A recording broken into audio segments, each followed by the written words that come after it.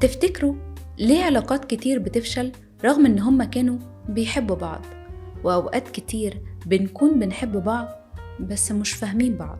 ما تيجوا نعرف بيفسروا ده بإيه؟ مساء الفل والجمال عليكم. ما وراء الحب في حواديت الحب. أهلا بيكم.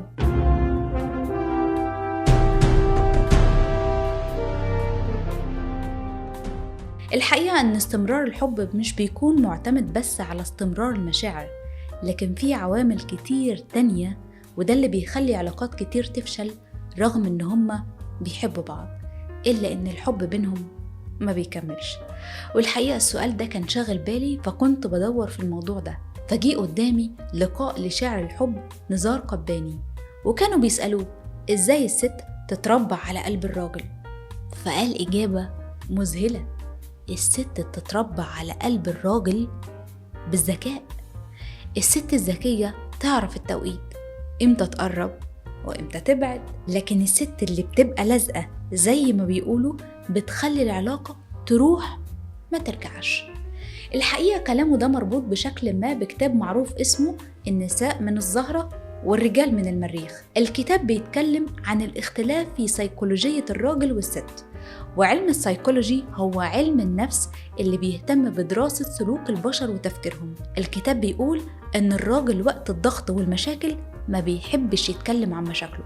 أمال بيحب إيه؟ بيحب يروح الكهف، والكهف ده معناه إنه بيحب يفصل من المشكلة، ويفصل من اللي حواليه، ويفصل منك. أيوة، بيحب يشغل دماغه بحاجة تانية، فتحسيه ساكت وبعيد، غير الست تماما في الضغط والمشاكل. تفتكروا الست بتكون محتاجة إيه؟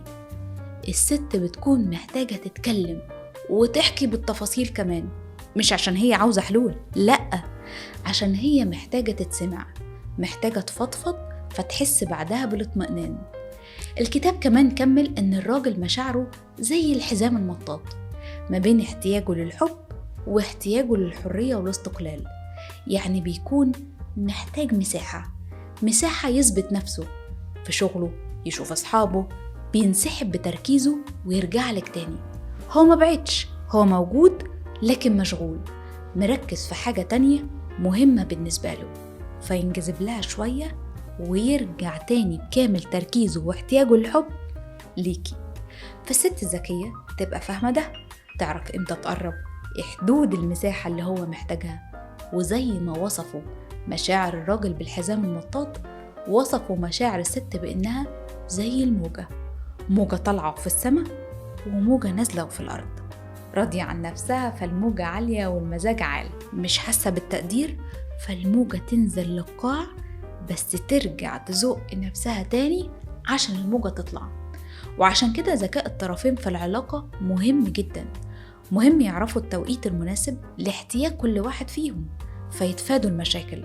لو عاوزين تعرفوا الأسباب الخفية للمشكلات اللي بتكون جوه كل طرف وما بيتكلمش عنها، وازاي نعبر عنها بشكل ناضج، اكتبولي في التعليقات. وفي النهاية قال نزار قباني: الحب ليس رواية شرقية بختامها يتزوج الأبطال، لكنه الإبحار دون سفينة، وشعورنا أن الوصول محال.